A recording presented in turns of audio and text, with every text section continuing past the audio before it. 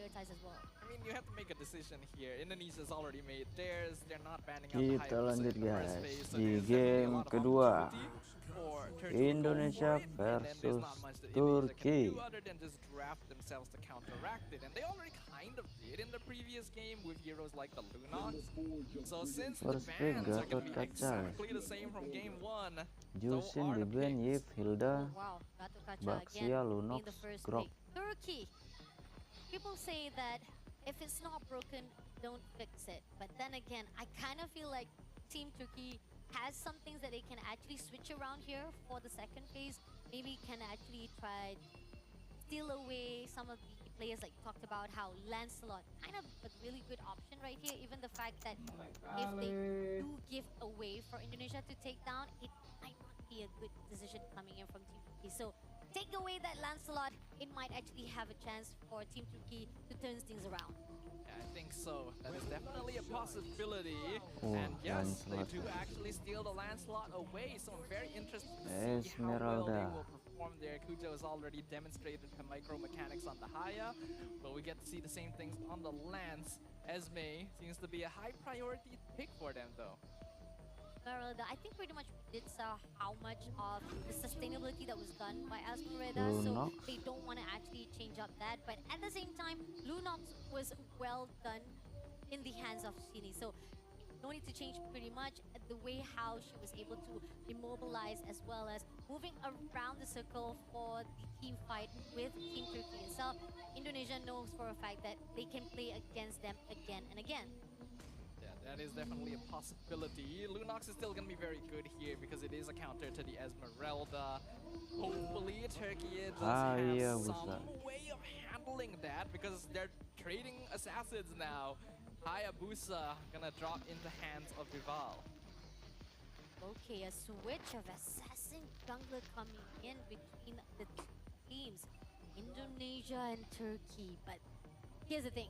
We did saw how amazing Lancelot here in the hands of Indonesia, how Vival was doing amazing job with the puncher coming in for the diving composition as well. The question is, Turkey, once you actually steal that away, can you actually put out a really good fight? And they did actually prioritize players such as Kaja to actually put out on the second phase, but are they going to actually put out another hero to be for the tank? Why is it going to be Kalea for the pick-off hero? That's interesting right there. Kalea gonna be making her debut here in WEC. I thought that it would be fine for Turkiye to go for the Kaja for the second time. Since they seem quite comfortable for Nora. But looks like they want to focus a bit more onto that mid lane. Compared to Kaja, Kalea has better lane sustainability, so it's easier to trade with her at level 1. If they're going for this option, I'm ideally hoping to see a more burst-based mid laner like the Farsa. Kind of true though, yeah. Definitely those are the priorities that we are hit for right here for Turkey because Angela-wise, it's not really particularly good for the lineup itself, especially the fact that we saw she did amazing for the first round. But then again, coming in for this lineup, I think they will prioritize a different kind of mid laner in the side. For the facing of our banning on second side, you do see Ruby being taken out. I offended when we saw how it was done by Indonesia. They drag off one after another players from Turkey, and it gives so much of the separation. End up their team fight was scattered around by Team Indonesia. But at the same time, Indonesia prioritized Kadita. Indonesia is probably going to start banning out mid laners here again. If you have a Kalea, you're probably looking at a burst mid laner. So Farsa, Kadita, the heroes that can instantly 100 to 0. An opponent is going to work out very well since Kalea has very long-term single targets. C. Wouldn't be surprised if Indonesia decides to get rid of Farsa as well, just to reduce the risk they have to deal with in the mid lane. Yep, definitely. Those are the priorities that is going to be looking forward to the side of Indonesia. But at the same time, we see Xbox yet again been banned off by Team Turkey. We know for a fact that Xbox coming off for the front line, you can actually burst out, definitely explode right in the face of your enemy. So those are the crucial things that Team Turkey trying to make sure that to avoid it off. But it's not going to be Farsa, it's going to be Kimi, because again, we talked about how Kimi, when it was used by Team Malaysia itself for the first series, great basic attacks. Once you already had the stacks itself, it bursts out each and every, it kind of actually melts away every health line in the hands of your opponent. So Kimi-wise is actually quite good as well with the Treacherous Ball as well to actually hold down your positioning, grabbing the plays as well. So Indonesia trying to make sure that those are the two crucial mid laners they want to avoid it all.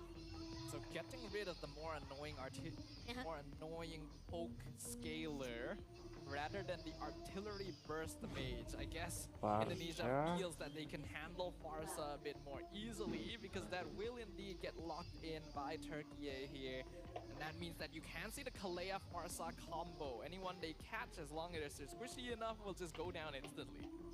And the fact that it opens up the opportunity for Team Turkey to get the Farsa as well. So great burst coming off for the damage as well. High ground wise also will be covered up by the Team Turkey as well. And this is where the front line, I feel like now Turkey is expanding even more, making sure that they can cover a lot of the grounds here when it comes to the team fight with Team Indonesia. Team Indonesia, they still kind of figure out like whether or not they want to actually go in for the goal lane that we saw, like, you know, are they gonna, because they've already been banned out by Ruby, but it seems that Harith will be open for them to take, and as well as Lapu-Lapu will be a steal here in the hands of Indonesia. This is very interesting. Revealing the Harith here makes sense on paper since Indonesia can afford to go for a more damage-oriented build in order to deal with the pick-off comp coming out of their opponents. However, Turkiye can flex this Esme into the gold lane, and then that would give Harith a bit more of a difficult time. In fact, I expect them to do so and then pick up a different hero to match up against the Lapu-Lapu.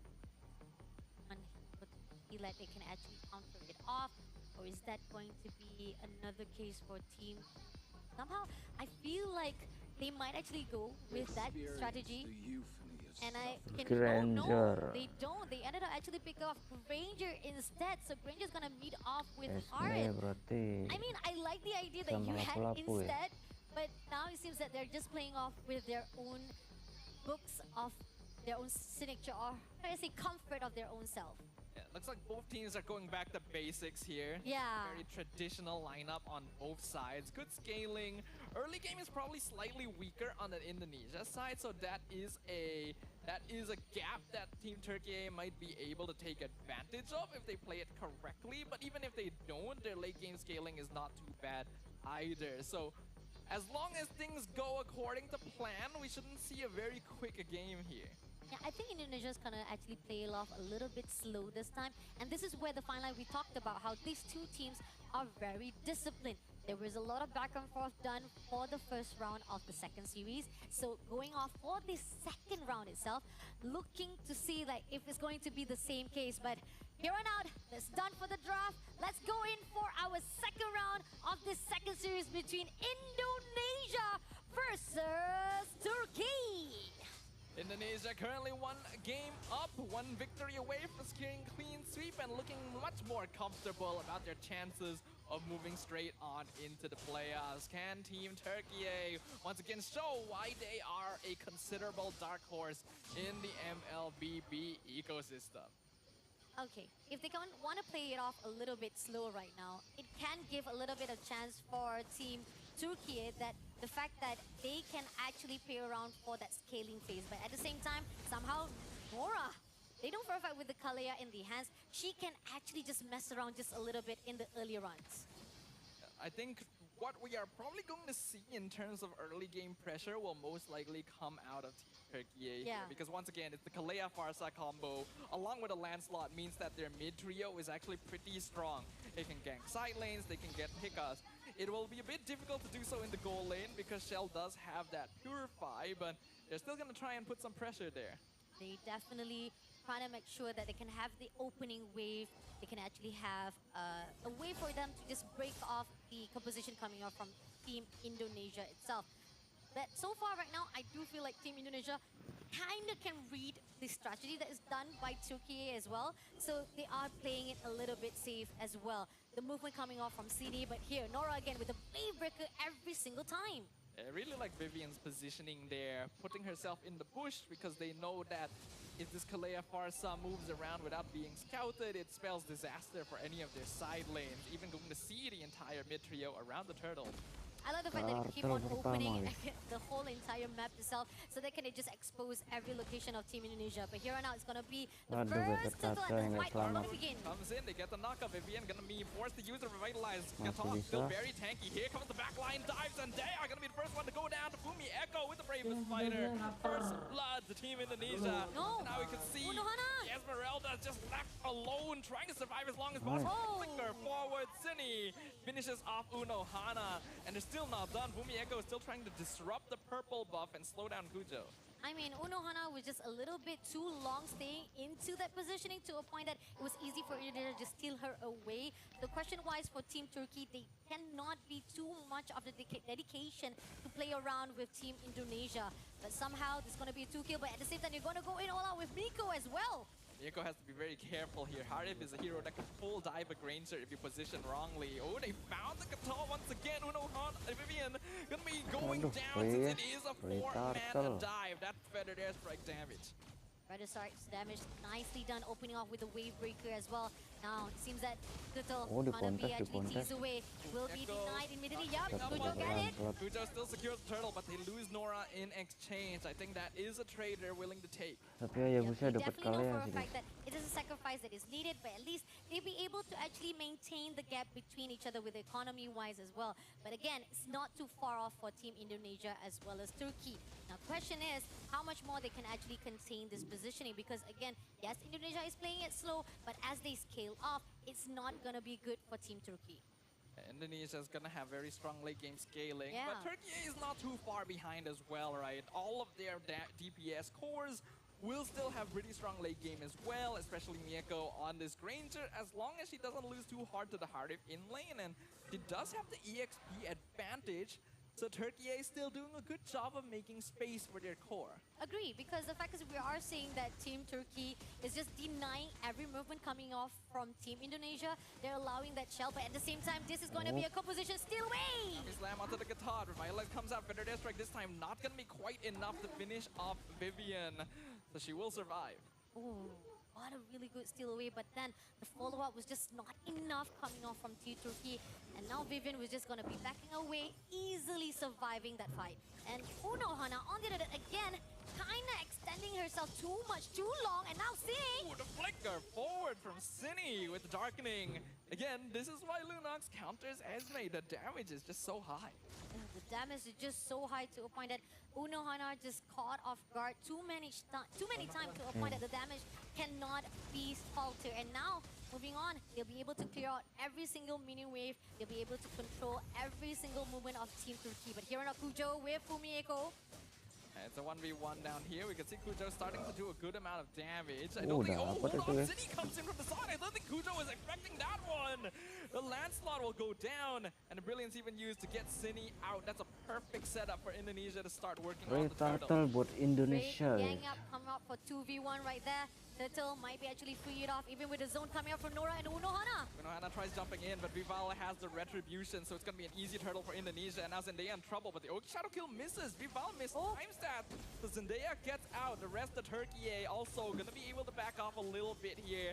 They need to clear one minion, and they will be able to do so. But the flicker forward, Tsunami Slam gets one catch. Revitalize comes out, but Nora goes down. Unohana can be traded as well. It's a double kill. City gets a full dive. Zendaya goes sekaya baru down. jadi, Vival finds the kill, backs it up as well. Indonesia instantly picks up 3 members of Turkiye.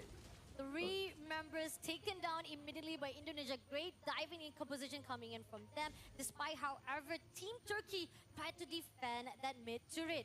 Alongside right here, we do see Team Indonesia getting more and more frisky to a point that Turkey could not defend themselves. Gotta be a bit more careful there. It was an initially good defense. Fumieko now in some trouble, but jumps into the minion wave to regen with the sustained Landshaker raging wah, stars. ini Mieko has the satu flicker just to get away. Fumieko still surviving with the shields. Nora comes in from the side. So much effort just to take down this Lapu Lapu.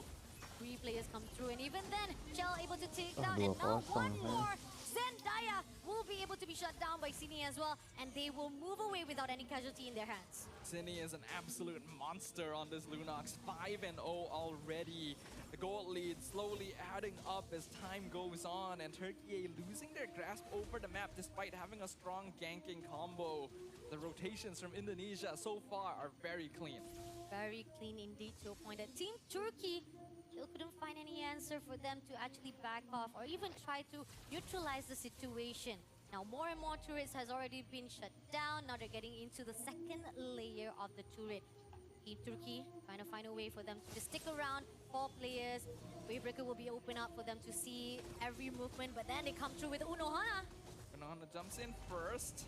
Turkiye gonna realize, okay, there's more people there than expected, so we're not gonna full commit onto this, especially with the turtle coming up and a wave pushing up top as well. Indonesia setting up the macro in their favor. Yeah, the macro's quite Info clean. lancar di atas ya. Nora comes through with a wavebreaker. It's very deep, Nora completely isolated. Beautiful play from Vival, dodges the Kalea entirely. Gets a free turtle. Nora now in complete no man's land. But somehow still managing to buy time. The rest of Turkiye not able to back her up though. They're being zoned out in the mid lane. So after everything, the Kalea is actually out. I mean, at least she did survive it out, even though she had to rotate the whole entire map just to actually move away from Team Indonesia. But kind of great zoning coming off from Team Indonesia, the fact that they were able to actually scatter around Team Turkey. And now, again, from time to time, the objective-wise still goes in the favor of Team Indonesia. They know for a fact now, with the gap, 5,000 economy-wise is in their hands. Itemization definitely built up for Team Indonesia compared to Team Turkey. Team Turkiye is going to need to put in some work here to make up the difference. But again, they do have a late game scaling composition, which means if they're able to get a little bit more itemization in, they can still match up to Indonesia despite the goal difference. And we can see they're heavily hovering around Mieko. But they're oh my goodness, Vival jumps right in. Gets the kill on the Granger in the middle of his entire team. And now Mieko is looking for another flicker with the Raging Slash. Zendaya goes down. Nora now isolated once again. And Indonesia is going to make sure to chase her down this time. Nope, Shell's going to deny the movement. Yep, goes in for the Tsunami Slam. But Nora, unfortunately, will be tagged off by the 2 players. And again, she will be shut down immediately. Even if she did survive it out, but it's going to be a Sini's kill. But then again, they go in for Kujo as well as Unohana. They're not able to find any more kills after that, but the damage is already lacking thanks to the missing piece that is Zendaya. Mid-tier 2 will fall. Feather Desperate comes out once again, but here comes the Shadow kill! Vival! With the mega kill again! Mieko is not allowed to survive. Not allowed to even get into the baseline safely. That diving composition coming out from Vival with 402 KDA. No one can stop her at all. Previously, she was using Lancelot. Now with the Hayabusa, she's doing such a great composition, such a great movement, as well as clean sweep to a point that Team Turkey could not stop her. Imbang These sih. are the micro mechanics that have made Team Indonesia the best women's Mlbb team in the world for so long. And even though Team Turkey has so far been doing a good job trying to match up in terms of discipline, the gap in experience is starting to show itself. Turkey, again, yes, the gap-wise is getting more bigger, not just for the economy-wise, the kill-wise. Indonesia dominating 13 kills to 2 kills from Turkey. This shows how much this is a different, big different compared to the first round itself. And with the Lord coming in right now, this is going to be the second one for the hands of Team Indonesia. They push out a lot of the minions from the bottom lane as well.